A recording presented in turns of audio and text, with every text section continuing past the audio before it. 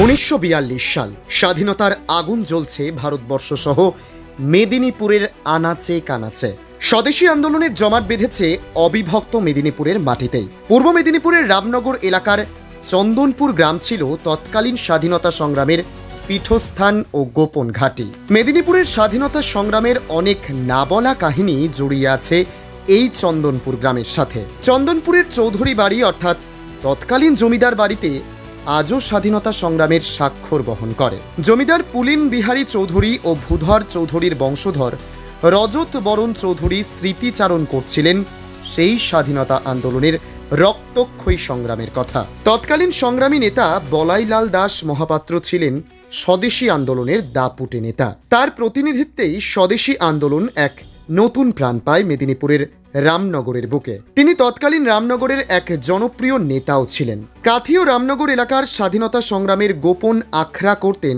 চন্দনপুরের জমিদার বাড়ির গোপন ডেরায়। সেই আখড়ায় আসতেন বিভিন্ন প্রান্তের লোক। চন্দনপুরের স্বাধীনতা সংগ্রামীদের মধ্যে আসতেন পুলিন রায় চৌধুরী, যামিনী পাহাড়ি, বিজয় মণ্ডল, খগেন্দ্র রানা, এমনকি কাথি থেকে জমিদার বাড়ির আখড়ায় আসতেন প্রমোদ বন্দ্যোপাধ্যায়, ঈশ্বর মাল, সুধীর দাস প্রমুখ।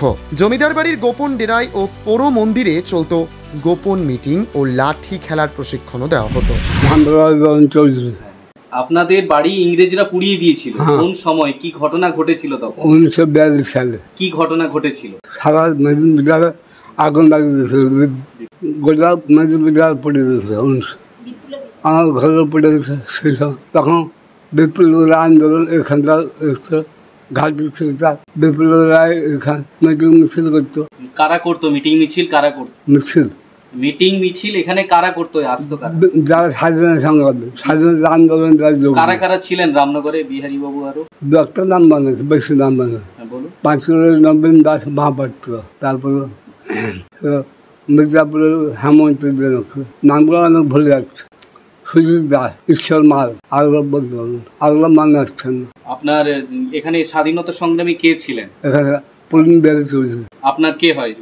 দেখা বাবু পশ্চিম রামনগরের সহ-অধিনায়ক, বলে বাবু পূর্ব রামনগরের ওই সর্বাধিনায়ক, এমনি পশ্চিম রামনগরের ওই সহ-অধিনায়ক দেখা বাবু পুলিন বেড়ে চলছে। যেদিনকে আগুন লাগানো হলো কি ঘটেছিল তখন? যেদিনকে আগুন লাগানো হলো ঘরে, আমরা সব পালিয়ে গেছিলাম। পালিয়ে গেছিল উড়িষ্যায় ভোগরা চলে গেছিলাম। সে আগুন লাগানো ঘটনা আগে থেকে সন্ধান